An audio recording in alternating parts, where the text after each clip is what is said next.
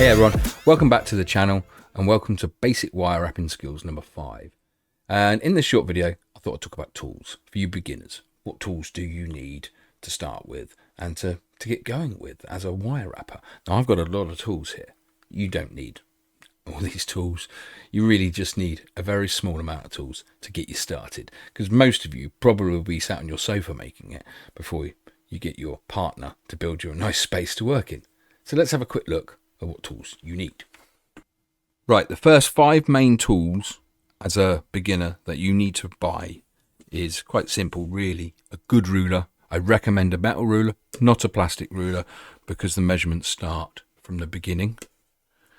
You're going to want to buy yourself chain nose pliers, a pair of round nose pliers, a pair of flat nose pliers, and this is where you spend your money on your flush cutters. Flush cutters are so important, and really is just get a really good pair. You know, I use Tronex. They're one of the better tool makes out there, and to be honest, I will always buy Tronex flush cutters. I even have a pair of their heavy flush cutters up here as well. They are such good tools, and this is, like I say, this is where you spend your money as a beginner. You can get away with these being the cheaper make, but please spend your money and buy a good set of flush cutters, because they are so important what you're getting up to.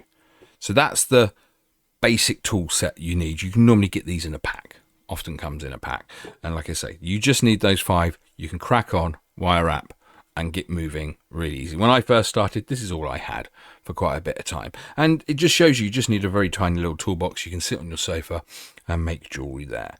Now once you've got those few tools, you're going to want to start buying more tools.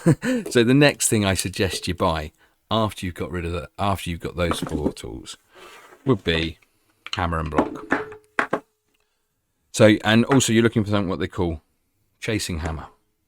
It's got a bit of rounded edge. Might see some with flat edges as well. And I highly recommend getting a nylon and a rubber hammer. This helps knock out kinks and your wire and stuff as well. But that's all you need to start with when it comes to hammering. Get a good block. And these two hammers here, that's the next tools after buying the 4 main tools. Okay, and then obviously you're going to want to buy more tools. So what tools would I get after I got those? I would get these. These are what we call bell pliers. You can see they all come in different shapes and sizes. Now, again, buy different makes. They all make them in slightly different sizes. This is beadsmith here. These 3 are beadsmith. As you can see, they gradually go up in different sizes. And this is beadlon, completely different size to this. And I think it's at Weber's. I think they're Weber's tools. They do a slightly different size as well. So again, these are one of those things like, yeah, shop around. Once you start collecting bell pliers, collect them all. They're all different. They all come in very handy. Like I use this one here. This is for jump rings. I often use this one for jump rings, and after making my main bells and my pendants around these ones here, sometimes this one here as well. But you can see how important, how they're definitely one for the box, and definitely get them as soon as possible. Once you've got your hammer, buy those. That's what you need.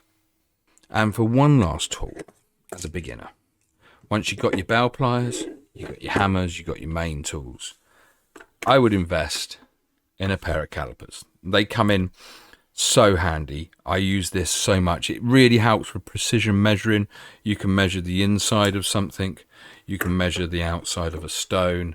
They do loads. They do loads, and it's worth investing in. Now, I found these in Aldi in their little tool section. So keep an eye out in Aldi and Lidl. They do have some good tools that pop up every so often, and I found these. Really good, really good. I've had some cheap plastic ones before, and not that good. You want a metal pair, of a reasonable quality. But yeah, I recommend. That's the last thing you need in your kit. So as you can see, for just a beginner, you're not looking at a huge amount of tools to start off with. You want the 4 main ones and a ruler. That will do you proud for a long time, and then maybe upgrade to hammers, bell pliers, and then once you've upgraded all of that lot, then I recommend you start collecting all the other tools. There's loads up here. But yeah. So, collect tools. You will do. I do. But for the beginners, just get the 4 main ones. They will do you proud for a long time. Makes, I recommend Tronex. I've been using them for years. There are some other great makes out there, and you know what? Can I remember off the top of my hand? So I'm not sponsored by Tronex or anything like that, but I have used them for a long time, and I do champion them. So yeah, recommend looking into those guys. Anyway, thank you for joining me in this short video, and please join me in the next one, where we will be capturing a stone. Take care. Have a good one. Bye-bye. Thank you everyone for watching. To support this channel and help me keep making more videos, please come on over and join my Patreon, where you will get access to all my videos early, free downloads of my books and tutorials, entries into my giveaways, plus more. Thank you. Bye-bye.